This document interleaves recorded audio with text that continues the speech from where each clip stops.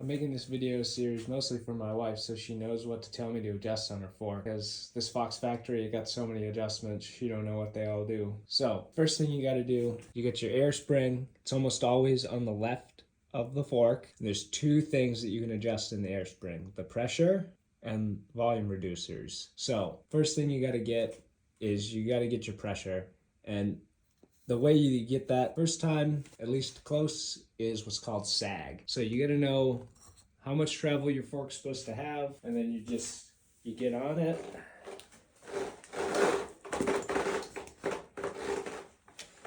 Get in your attack position, give me a couple bounces, reset, and then just get off.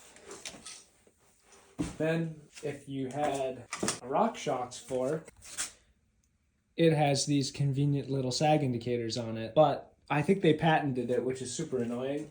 So anyone else, you gotta measure from here to the bottom of the O-ring, convert that to millimeters, and divide by the travel of your fork, and it'll give you your sag percent. Generally, you want to be at about 30% to start on a fork. That gets you in the ballpark. Then you got some choices, and a lot of it's how you want to ride. If you're riding along and you feel like you're using all your travel up on stuff that you shouldn't be, you can either increase your pressure, which is going to make the spring stiffer for the whole travel, and then if you only want to make it stiffer more at the top of the travel, you can add a volume reducer. Same thing the other way. If you're not using all your travel when you're doing stuff, you can take a volume reducer out, which will make it softer mostly at the top of the travel, or you can just lower the pressure. And that's the simple version. Once you get your pressure all figured out, you can generally use some chart that's on your fork or comes with it to baseline the rest of your settings. Just put them the way that the factory recommends, and that'll get you a good start. But what do you do when you have those baseline settings in?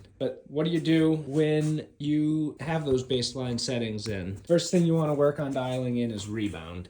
Almost every fork, it's on the bottom side over here. On the factory, it's under a cap, and there's two settings for high and low. The simple version is low speed rebound affects basically the whole fork. And high speed rebound really only affects it when you're using this top bit of travel, because that's the only time it's going to be rebounding fast. Rebounds when it goes this way. Why would you want to adjust these settings? Low speed rebound and rebound in general makes the fork more controlled. The more you add, the more controlled it'll feel. It won't be trying to throw you around, but if you add too much, you'll start packing down. So you'll have successive small hits, and you'll just keep using more and more of your travel rather than having it go up and then come back out for the next hit. Go like through a rock garden or a section of roots, and you'll like use up all your travel, and it'll feel nervous by the end because the whole bike will have dropped in the front, and it'll be like you have a steeper steer angle. Basically, rebound,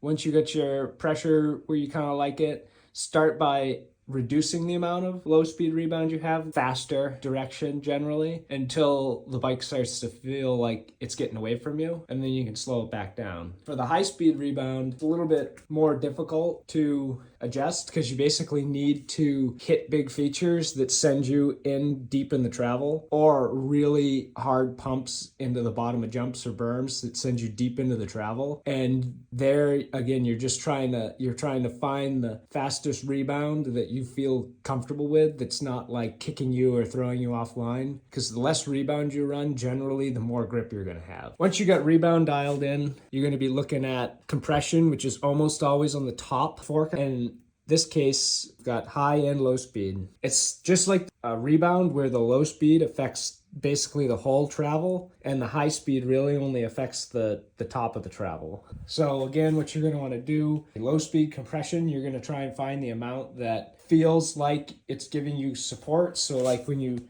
push into the bike, it doesn't feel like you just blow through everything. You want to like get some amount of support. But low speed's also going to, if you have too much, it's going to bring all the trail chatter, and it's going to make your hands tired and kind of feel like the bike's beating you up. So there's the kind of the balance you're looking for there. Generally, the harder you ride, the more compression damping you're gonna run. If you're really like muscling the bike into turns, pushing the knobs into stuff, you're gonna run more compression than somebody who's just like having a chill time. And then high speed compression again at the end, that's gonna be for your big hit stuff. If you have all your spring and your low speed where you like it, and you're just trying to take care of those biggest hits where you're like dropping to flat or something like that, then you can start adding more high speed compression. Or if you're doing big drops to flat and other big hits like that and you're not using everything, you could lower the high speed compression. It's really like it's going to be that last bit of travel that the forks act. I shouldn't say not in the travel, but movements that would get you to this amount of travel. That's where the high speed compression is going to have an effect. And basically everything I said about the fork is going to apply to the shock. If you feel like the back of the bike is packing down like on successive hits, basically it feels like it's getting deeper and deeper into the travel on